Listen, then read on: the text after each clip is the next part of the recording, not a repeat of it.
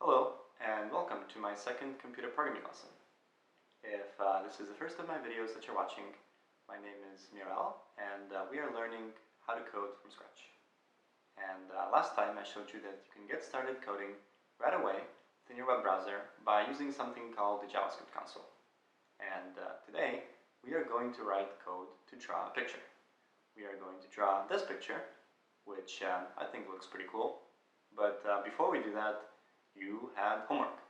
So last time I asked you to tell one of your friends that you're learning computer programming, and I really hope that you did that, because sticking to your goals, like learning something new, can be hard.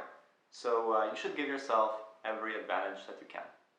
And a friend is great because a friend can be a source of external motivation, and a friend can also be your study buddy, and that way coding doesn't have to be something that we're doing alone in the dark. So if you've done that, if you've told somebody that you're learning computer programming, then awesome. If you haven't, well, you should do that right now, because you're probably watching this on Facebook. So it's very easy to just pause this video for a moment and message somebody and let them know that you're learning computer programming.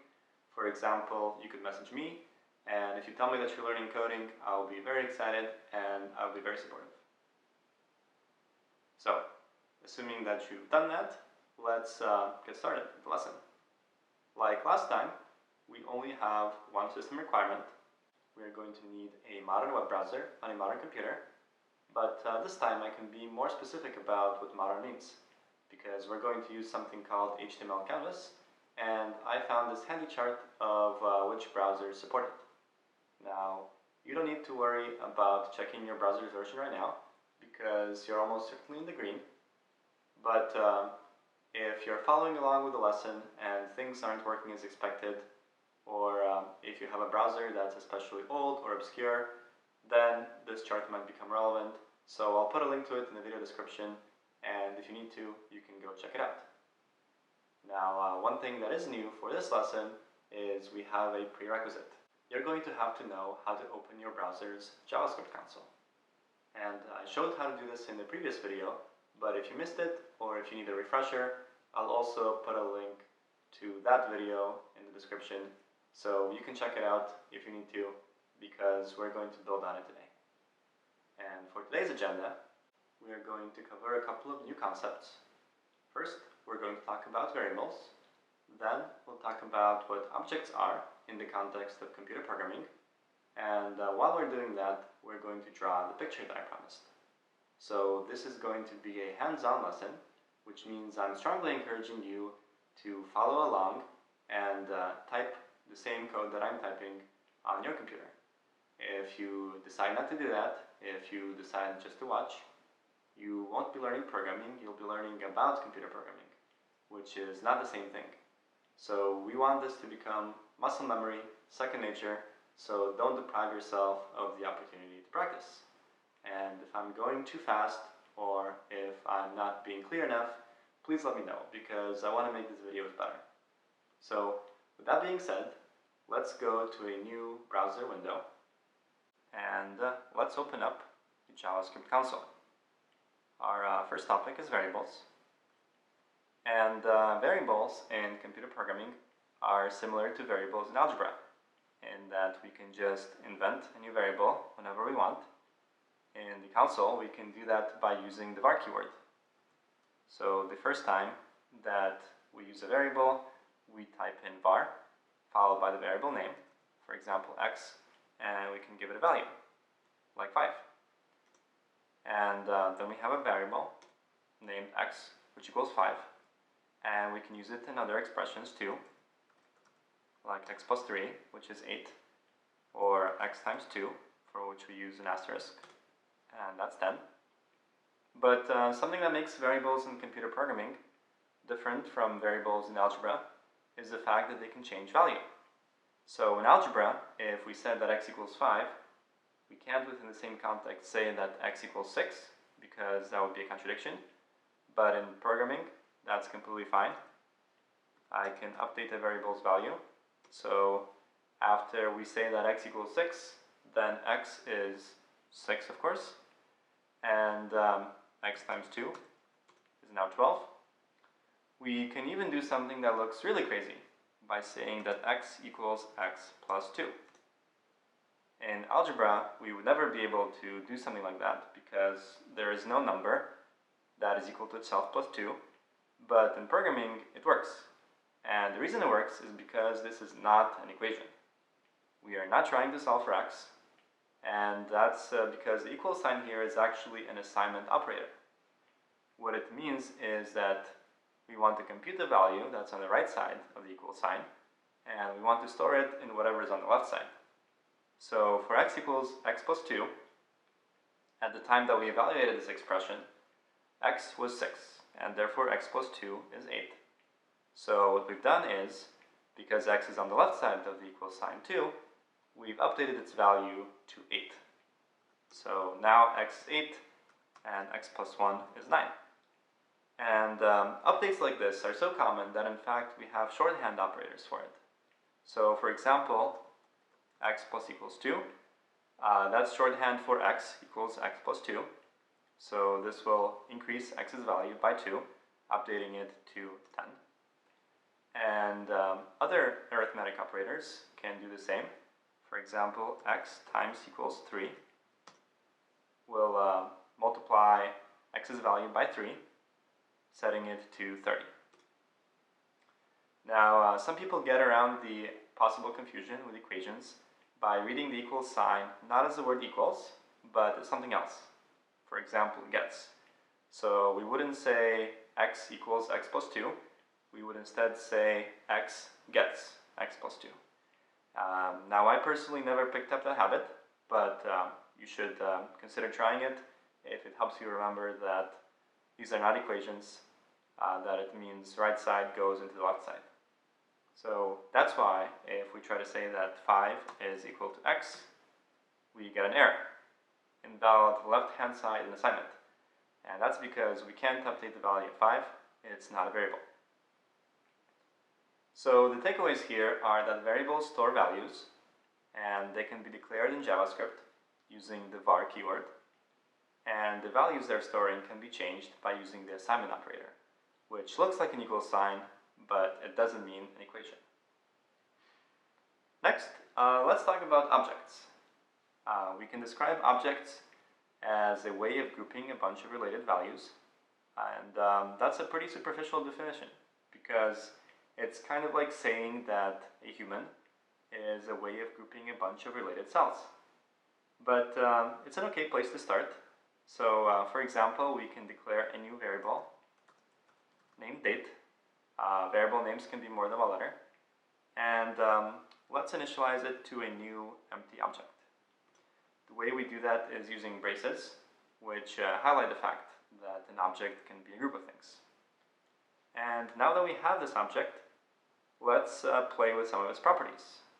And we can access an object's properties using a dot followed by the name of the property.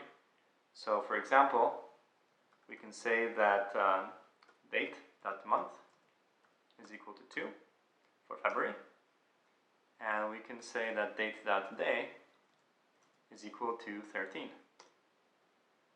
Now, objects are supposed to be nouns, and nouns are the most interesting when they verb, and unfortunately the object we just created to represent today's date can't do anything too exciting.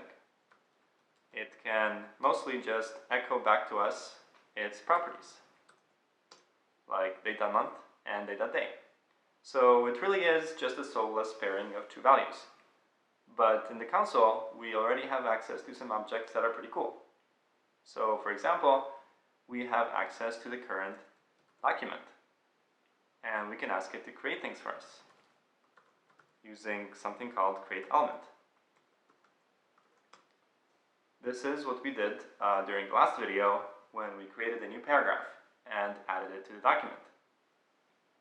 And today we are going to use the document object once again. And first we're going to clear any of the existing content, and then we're going to set up a canvas for ourselves so that we can draw a picture. Now don't worry about memorizing the different commands that we're about to type. They're the kinds of things that are pretty easy to look up once you know they exist. Instead, try to get used to the dot notation, that we're going to use when interacting with objects. So first let's clear the document. And there are two parts to this, the document head and the document body. The document head holds information about the document's display style. So if I go to document.head and I set its inner HTML to empty text, then all the formatting goes away and we're left with the default layout for image and text. And the document body, on the other hand, holds the content. So if I do the same thing for the body, document.body.innerHTML equals empty quotes, well, then the content disappears. Cool. So now we have an empty document, but we can't draw pictures directly within it. We have to prepare a canvas first. So let's request a canvas from the document.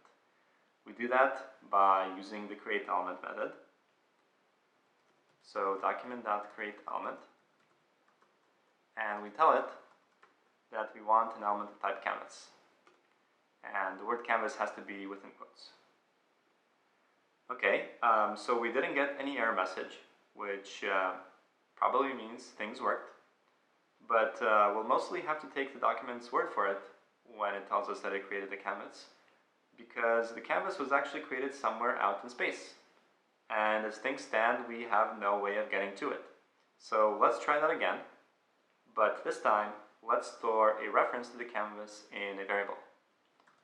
And let's call that variable canvas. So var canvas equals document.createElement, again canvas in quotes. So now the canvas was once again created in space, but this time we have a telescope pointed at it in the form of the variable. And let's bring the canvas home by appending it to the document's body as a child. So document.body.append child,